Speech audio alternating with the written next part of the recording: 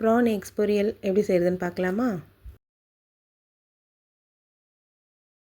கடாயில் oil add பண்ணிக்கோங்க. கூடவே சீரகம், ஆனியன் ஆட் பண்ணி நல்லா வதக்கி விட்டுருங்க.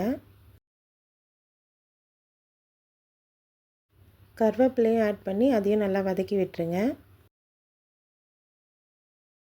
நெக்ஸ்ட்டு இஞ்சி பூண்டு பேஸ்ட் ஆட் பண்ணி அதையுமே நல்லா வதக்கி விட்டுருங்க.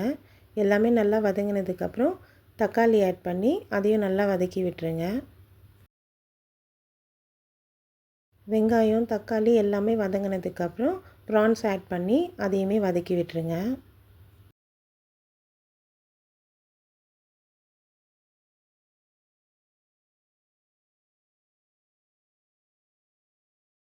நெக்ஸ்ட்டு மசாலாஸ் ஆட் பண்ணிக்கலாம். மஞ்சத்தூள், மிளகாத்தூள், உப்பு, சோம்புத்தூள் எல்லாமே ஆட் பண்ணி நல்லா மிக்ஸ் பண்ணி விட்டுருங்க.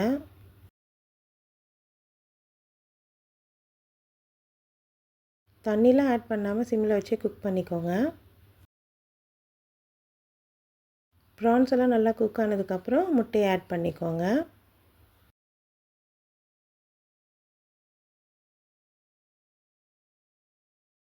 சிம்மில் வச்சு நல்லா கிண்டி விடுங்க.